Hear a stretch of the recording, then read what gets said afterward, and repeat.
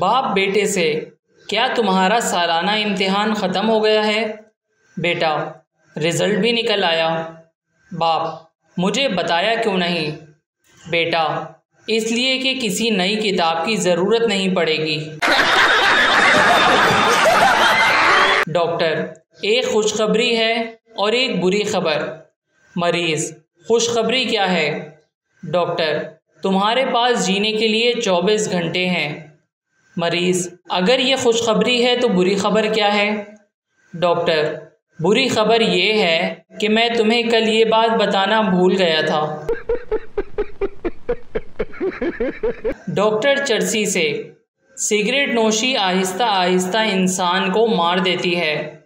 चर्सी, तो ठीक है, मुझे कौन सी जल्दी है?